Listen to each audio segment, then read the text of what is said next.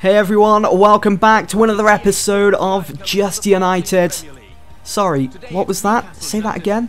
How was my weekend? Oh, it was fantastic, thanks for asking. Do you want to know why? Because Manchester United beat Sunderland 2-0 in what was a minor improvement of performance. First 45 minutes was an absolute write-off. The two goals came in the second half for United. The first goal came from a penalty which Wayne Rooney stepped up to take, but that penalty was created when Falcao received the ball and he showed a tremendous bit of skill to bring it down, to keep it under control, and we certainly saw a glimmer of the old Falcao that we've come to know when he used to play for Atletico Madrid. Remember that game he had against Chelsea where he absolutely ripped them a new one?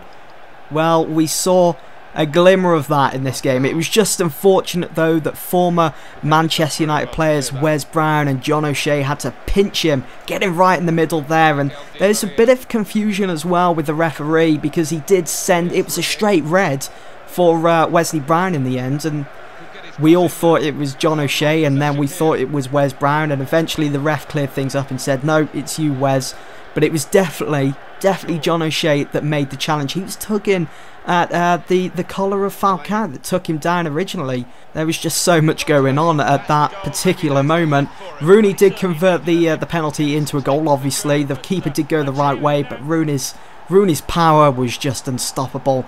And then moments later, Wayne Rooney made it 2-0 with a nice, clean, simple tap-in header for Manchester United to secure 3 points. At the end of that game, we did move up to third in the league. Well, Arsenal played on the Sunday and they beat Everton 2-0. I was hoping for an Everton win there just to keep us in third for the weekend ahead of the game against Newcastle on Wednesday. We play with Newcastle on Wednesday, don't we? The other fixture in the Premier League, which took place on Sunday, was the game at Anfield between Liverpool and Man City. Unfortunately, Liverpool did win that, and you know, I don't normally say it often, but I wanted to see City win that. And as we know, Manchester United's main priority this season is getting Champions League for next, right? So a City win at Anfield would have benefited United. We wouldn't have them breathing down our necks now. We wouldn't have them pressurising us, as they're just 2 points below us. We're a point below Arsenal. It's certainly hotting up for the race for the top four. And for any United fan, it's a sit on the edge of your seat. Squeaky bum time, definitely, this top four race.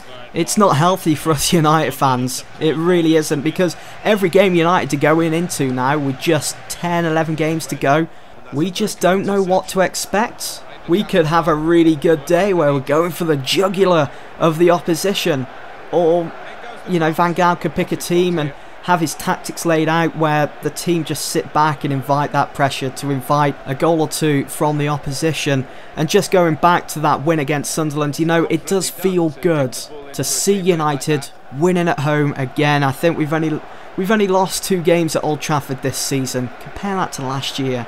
Certainly a big improvement. And you know, when you look at the bigger picture at United, when you know, step back a bit and just take a look, and when you look at the bigger picture, the big scheme of things at Manchester United, that there are improvements being made. Yes, some games it may not seem like it, with our performances being poor, playing very boring football and so on, but we're still getting the results. We're up in third, we're in the race for the top four, where we needed to be.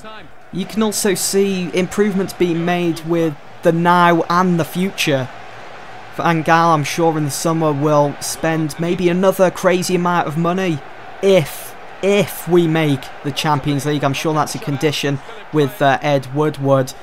Plus, we're also signing our youngsters up on new contract deals. I mean, Blackett just recently signed a new contract. We've got Januzaj coming back into the team now, who, by the way, on Saturday against Sunderland did fantastic after coming on off the bench to replace Di Maria for that second half. Now, speaking of Di Maria, I know a lot of people have been saying that he just doesn't seem as though he wants to be at Manchester United and that he may be off in the summer, but I personally hope that doesn't happen. I think Di Maria can turn this around. I know he can. He is a quality player, and as Rooney said, you don't just lose that overnight. Di Maria is a proven player at Real Madrid. He's already shown his quality numerous times for Manchester United, especially at the start of the season where he went game after game scoring quite a few goals, especially that one against Leicester, which was just a beauty. But I think maybe he needs time to go and sort his personal issues out. Whether there's an issue there or not, I don't know. I'm just saying, after we heard all the news about that break-in at his home and whatnot, I think maybe he needs time to just go away and get it sorted, clear his head, and then come back to training ready for Manchester United. Maybe a break is needed for Di Maria. Maybe this is the chance for Januzaj to start more frequently in the first team. Obviously that would be quite a huge risk to take for United, especially with some of the games we've got coming up. We've got to play Newcastle next, as we know, then we've got Arsenal in the FA Cup, and then we've got to be playing Tottenham, then we've got Liverpool, and I think City, Chelsea are also thrown in there somewhere. So it's going to be interesting to see how Van Gaal works around that, whether he will choose Januzaj now over Di Maria. It's going to be interesting, especially for our next game against Newcastle. Now, turning our attention to that game against Newcastle midweek. Newcastle, they haven't had the best of times as of late. Just the other week, they lost 5-0 against Manchester City. They were poor. Even Alan Shearer, one of their own, absolutely ripped into that team. That performance against Man City. But this past weekend, they did kind of pick up a bit of momentum, would you say, after beating Aston Villa 1-0. But, you know, I don't think that's enough really to rise to the occasion against Manchester United. I think we can go to Tyneside and come away with all 3 points. Now, for my starting lineup, as United take on Newcastle away from home, it would look something a bit like this. So I'm going to be going for the 4-2-3-1. So, De Gea in goal. At the back, we've got Valencia right back. Jones, hopefully he's going to be feeling a bit better to start the game against Newcastle. I would put Smalling in there instead of Evans, who, I don't know, was a bit dodgy in that game against Sunderland. And then at left back, I'd have Rojo. Now, in midfield, I would go along with Herrera and Blind, just like we saw against Sunderland. Then on the right wing, I would have Januzaj. So you've got that play between Valencia and Januzaj again, which, as I've already mentioned, was pretty exciting to see this past weekend. Need to see that again against Newcastle. Januzaj is not afraid to get stuck in and actually run at defenders. Over on the left, I would probably go once again with Ashley Young in that number 10 role, Wayne Rooney, and up front on his own, it's got to be Falcao.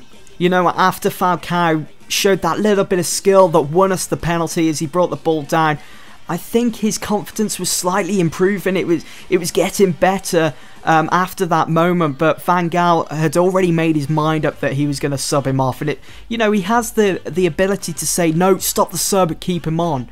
It's just a shame he didn't do that. But I would definitely start Falcao against Newcastle, and I'm sure Van Gaal will. So that's going to be my starting lineup. What's your starting lineup going to look like? Let me know in the comments below. That's about it for this episode then. Hope you guys have enjoyed. Do stay tuned, because in the next episode we're going to be looking ahead to that FA Cup fixture against Arsenal on the 9th of March. Also, just quickly, if you haven't already, be sure to come along and like me on Facebook, follow me on Twitter. The links can be found in the description below, because on match day I like to just share my thoughts with you guys and hear your thoughts as well whilst the match is happening. So there we go. Thanks for watching, guys. I'll see you all in the next one.